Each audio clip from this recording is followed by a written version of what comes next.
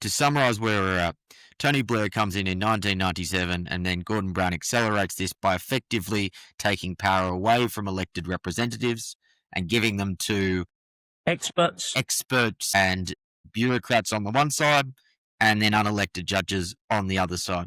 Correct. Now, if those two groups of people were doing... Now, on principle, I am opposed to that fundamentally.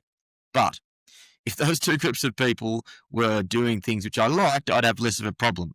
But it seems like they are all captured by the same type of progressive, and I don't like the word, but globalist ideology, which is a rejection of the nation state, an embrace of identity politics, all of this sort of stuff which we have seen across those institutions, and it is pretty much universal across the quangos and across the judiciary. And across the universities, and across the Labour Party, and across local government, and across the entire network of charities that support all this. How has that happened? Well, I think, again, it needs turning round. I think that why woke has become so extraordinarily important in Britain. And remember, the arguments of woke are nonsensical. I mean, if you look at the arguments for the idea that men and women can change sex, they're deranged. I mean, it is a man who believes that he is a woman should be treated gently, but he should be, in restrictive custody. I mean, he's mad. If somebody thinks they are Napoleon, we treat them gently, but, we put them into long-term care. And it seems to me to be exactly the same. It's simply mad. But the problem is that the madness is legally entrenched. Because you mentioned Tony Blair being succeeded by Gordon Brown. The key act of Parliament of the very short Gordon Brown ministry was pushed through by Harriet Harman. It was the Equality Act. And this, again, equality, what could be a nicer word? But the trouble is you're legislating an abstraction. And it does two staggeringly bizarre things. On the one hand, it legislates the Marxist labour theory of value. So that one act of Parliament is responsible, on the one hand, for bankrupting Birmingham, because it enables judges to set wages.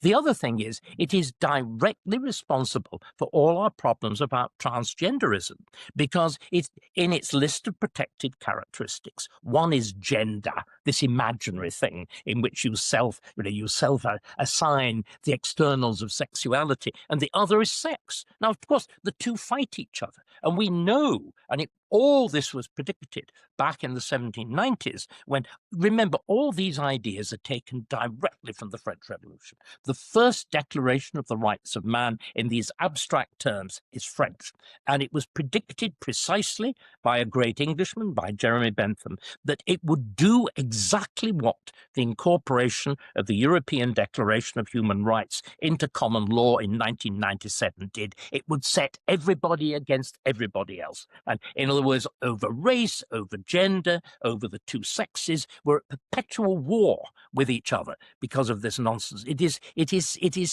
simply absolutely catastrophic. But it's entrenched in law. And this is why I keep saying it's all very well for wonderful people, and I'm not using that word satirically well at all, wonderful people like Andrew Doyle, Douglas Murray, again, my friend Peter Whittle with the New Culture Forum, to attack these nonsensical ideas. But the reason those ideas are so powerful, they're entrenched in law. And this is what we need to understand. Again, let's just go back to the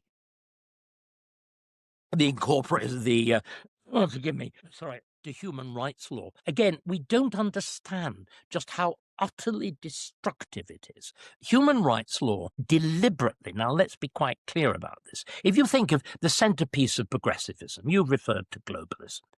In other words, the idea that we're all one people. There is, the newly landed immigrant from Afghanistan, give or take the odd murder or rape, will settle down and learn, to enjoy his Saturday afternoons munching a bag of crisps and watching Manchester United, that we're all fundamentally the same. That is actually conceptually written into human rights law. If you think about it, the idea that there is a European or a universal law, human rights law, that means it's above the nation.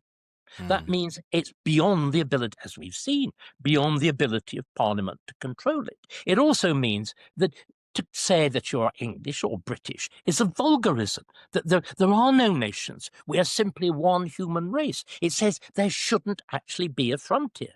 Didn't you know what? The Green Party, under its delusional new leader, Zach Polanski, says exactly that. And you know, there's a direct connection here. You may remember Mr. Polanski's, by the way, his real name is David Poulden. His essential professional qualification was hypnotism.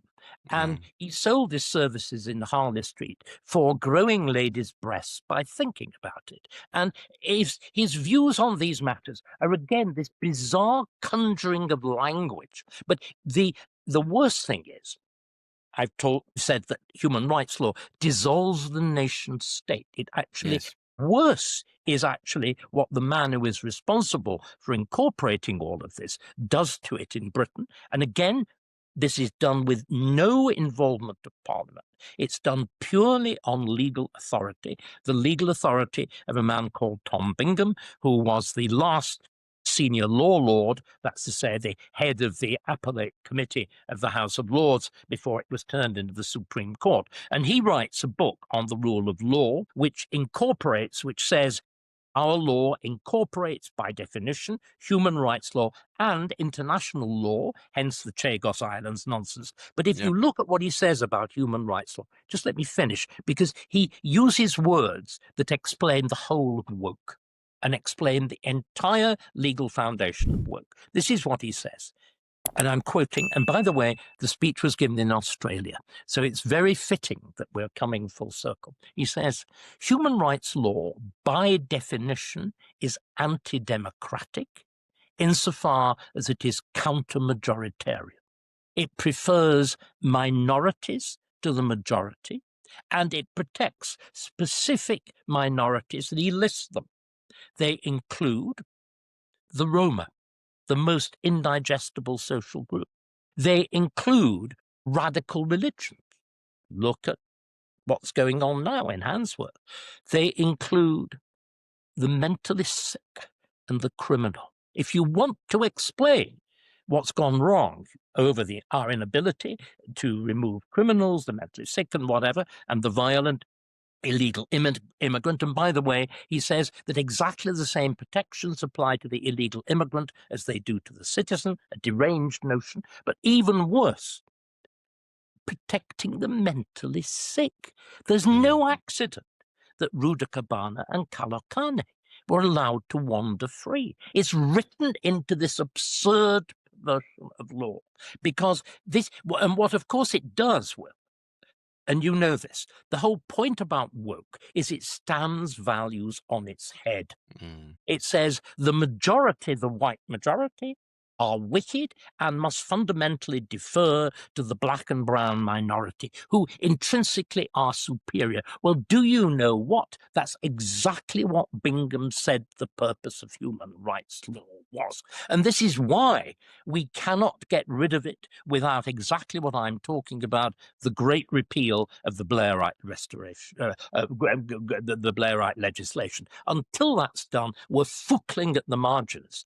And the other thing that's the vast problem about what Blair did, he created a state structure which is so complicated, in which the various forces are all at war with each other, because you've got a tradition of parliamentary government which is wholly hostile to this kind of thing. You've also got human rights law creating groups that all fight each other. You've got excessive judicial review which stops anything doing. You've got all the competing quangos who all disagree with each other. So on the one hand, the government chatters about growth, about the need to build, and English nature says no, and you mustn't. We've got bats.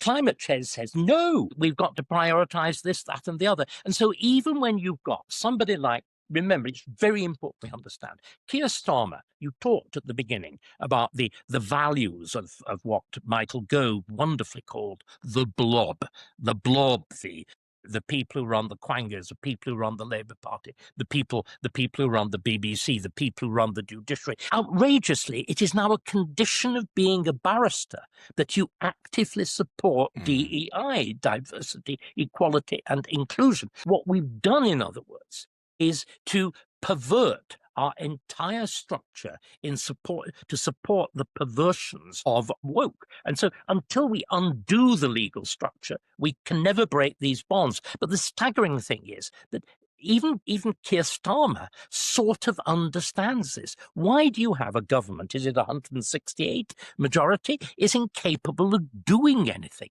And Starmer is the quintessence of this.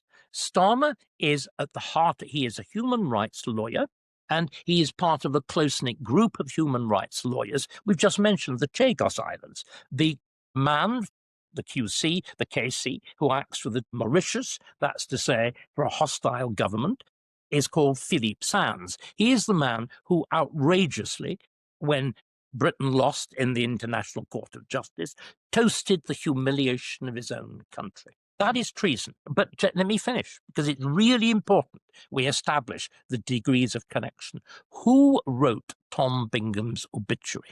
A huge, crawling obituary in the Manchester Guardian. The Guardian, I think it was the longest obituary that the Guardian had ever published for somebody who was not a head of state. It was Philippe Sands. Who gives the Bingham lecture last year but... well, interestingly enough, Keir Starmer's best buddy, Richard Hermer, the Attorney General. They're a close-knit group, but even they can't make the bloody thing work. This, I think, is this alongside, of course, the fact that the structure is also profoundly detrimental economically. This, I think, will be the salvation. The structure is actually breaking the state. It's acting... I mean, in the background, what it all is, it's the final culmination of the bureaucratic state that was imposed on Britain, beginning with the First World War. The beginning of the Cabinet Office, of the whole of this machine, is 1916, when Asquith falls as Prime Minister and is replaced by David Lloyd George at the great crisis of the First World War. And from that point onwards, bureaucracy has simply grown. There have been tiny pullbacks under Thatcher and whatever, until the entire machinery of the state is taken over. It's why I call it a cancer. It is a genuine cancer because it stops what was the traditional glory of England. The traditional glory of England was self-government. It was units that you ran yourself, that you were involved in. The network of charities, of friendly societies, of trade unions, of churches, and all the rest of it. And what's happened in the 20th century, all of those have withered and died. And this dreadful state structure has taken them over. And it's doing what it did to China. It's doing what it did to ancient Egypt. It's doing what it did to Rome. They were all pulled down by these gigantic tentacle-like structures of the state. Interestingly enough, the origin of it all, of course, goes back to the Northcote-Trevelyan reforms in the 80s and 50s of the Victorian period. One great Victorian politician argues against them, Disraeli. Disraeli, this man of staggeringly wide reading, immediately says it will lead us to Mandarin China or to ancient Egypt. And he was, of course, absolutely right.